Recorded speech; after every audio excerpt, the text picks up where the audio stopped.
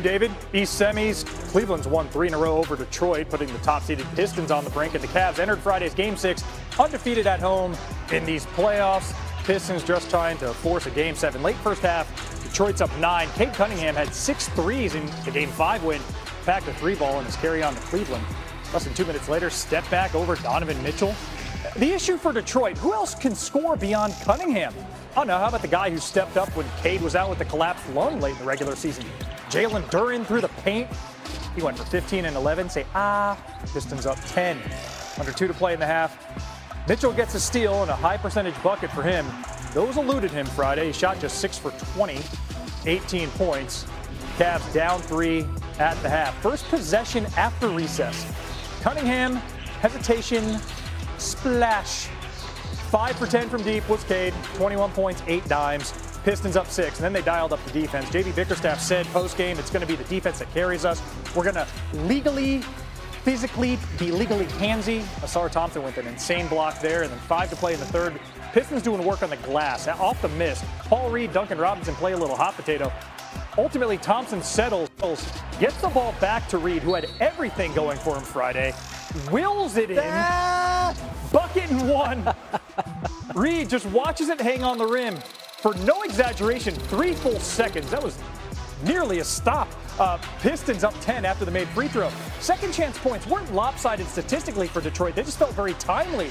Another missed 3, another second chance bucket. This 3 the new fashion way for Duncan Robinson. He missed Game 5. He was everywhere Friday, including here off the miss. Going up court. Ultimately, Robinson finds Reed for a wide open layup. Reed, a DNP coach's decision, games 1 and 2. He had 17 and 6 off the bench.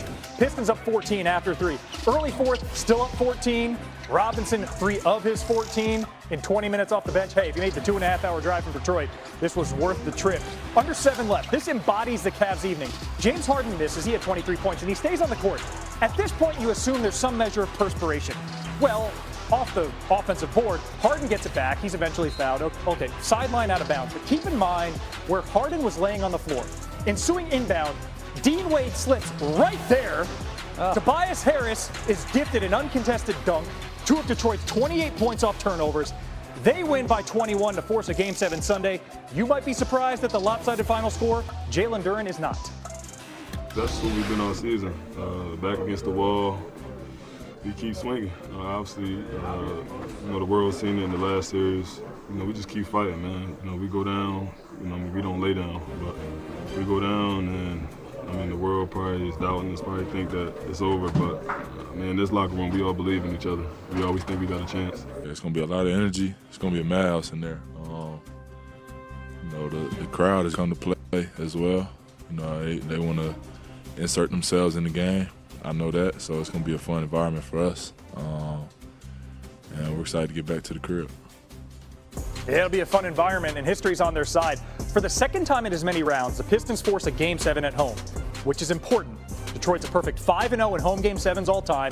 Coincidentally, it's tied with Cleveland for the most wins without a loss in that spot in NBA history. Donovan Mitchell, that is a hard task ahead Sunday. Everything you want is on the other side of hard. Nothing good comes easy. You know what I mean? That's kind of how you have to look at it. We could sit here and dwell on this and carry that into Sunday. What's that going to do for us, right?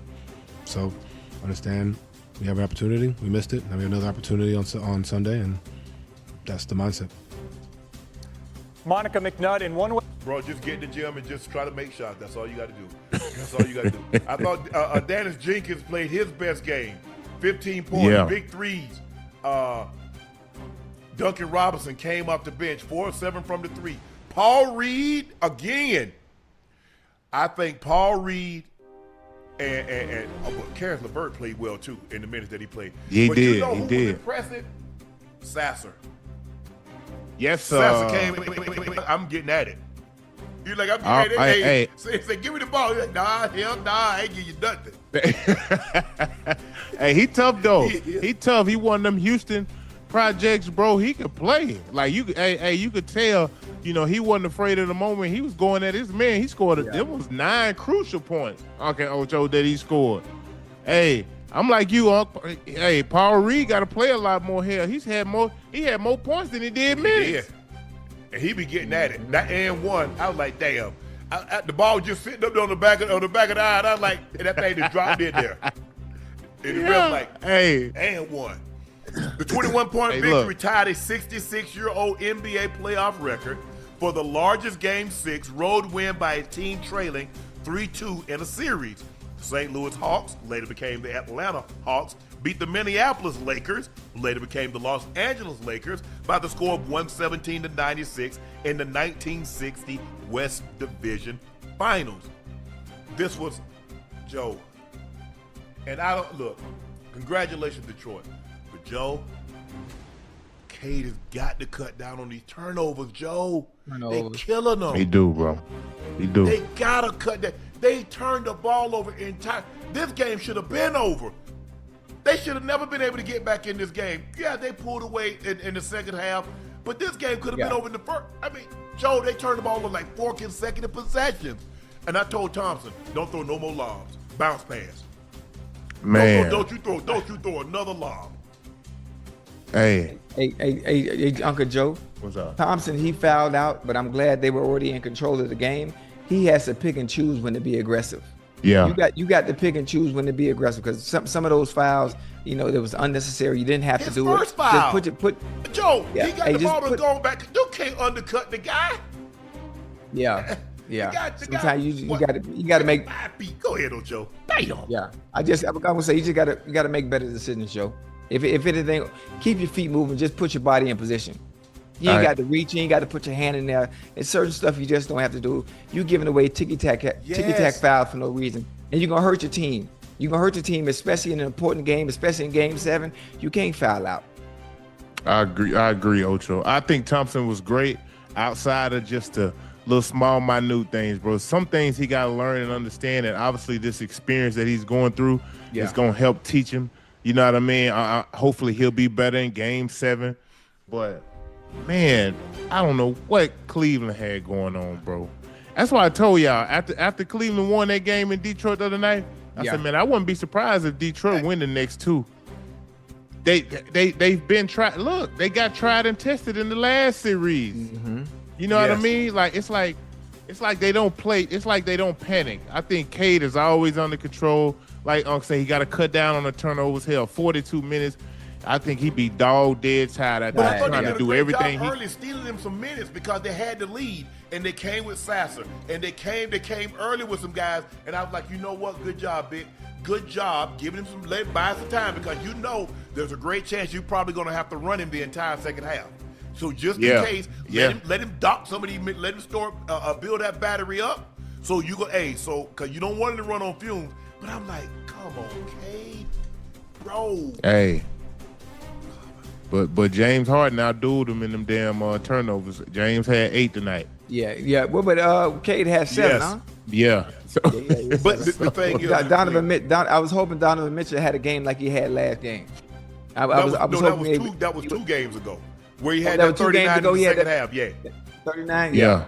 The problem is, if James Harden is getting on up there 5, 6, they're not winning because they're creating empty possessions. Yeah. Because a lot of times his turnovers leading to runouts. Yeah. See, if you throw the ball, if you just turn the ball over, Joe, and they got to take it out of bounds, you get an opportunity to set. But if you turn it over and lead to run out, I can't set my defense. Absolutely. And that's what we say in football. Let's not turn it over. Let them have to go against our defense. Don't have our offensive linemen and wide receivers trying to make a tackle. That ain't what they do. Right. and look at it. You know, Detroit was looking at the film like, listen, that damn Strus, he can't go 6 for 8 from the 3. He can't get 20 points. We cut his wad off. We got a great chance of winning this game. Yeah. And you got to cut them other guys off, man. You gonna make it hell on Donovan and James Harden, Jared Allen and Mobley. Yeah, they gonna be so. But outside of them 4 guys, you can't have nobody go off of 17, 25 points. If you Detroit. And look at the score, man. Cleveland only had 94 points, fellas. This is how Detroit has won all of these games. This is why Detroit was number 1 in the Eastern Conference. It's because of the defense. It wasn't because, okay, boom, Yeah, I know Durant averaged 20 and 10 during the regular season, but for the most part, bro, we locked down. We played great team defense. We played great individual defense, and we stingy. You got to be stingy, bro. I thought they were very stingy tonight defensively, which obviously helped them win this game. Hey, you know Durant heard you, Unc. Good. But he Durant heard. Hey, Joe, Durant heard him now. He looked better wheeling and dealing. He put the ball on the floor. Yeah. Man, he had Joe, we talked about that. I said, Joe, how high is it that when the ball you win and you up by 15, 20 points, some joker that don't even know the game got no business shooting no three. Man, that joker shot a three. No, that might have been Paul Reed that shot that three. Paul Reed shot that three. I was like, what kind of shot was that? And switched it.